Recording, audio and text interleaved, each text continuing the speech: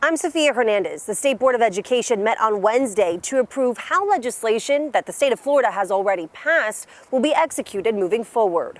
The board unanimously adopted two items. Both have to do with parents being able to request a special magistrate if they don't agree with a local school board's decision. This is for decisions made by a school board regarding classroom instruction on sexual orientation and gender identity, or materials like books being used in class or a library. Parents can fill out a form to request a magistrate. The department says the changes ensure parental rights are protected. However, dozens of parents say they don't agree. I don't feel like my rights as a parent are being protected in the slightest.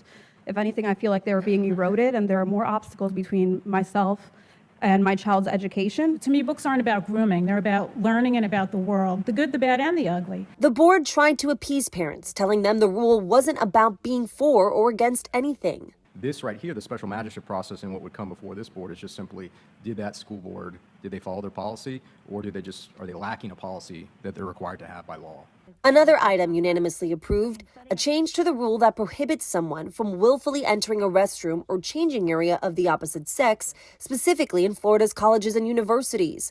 The move requires institutions to report that they have met the requirements necessary and have instituted disciplinary actions for students or staff who do not use the restroom aligned with their biological sex at birth. That includes potentially firing staff if they don't abide. A parent of a transgender student thinks it's unfair. The proposed rule is an attack on the basic dignity of transgender students, faculty, and staff, and I oppose this rule. I would also like to add that there is not a unisex restroom available in this entire very public school building to use at this time. But others think it's necessary. I have to thank you for this proposed rule. This proposed rule helps to create a safer learning environment for all faculty, staff, and students, not just the loudest few.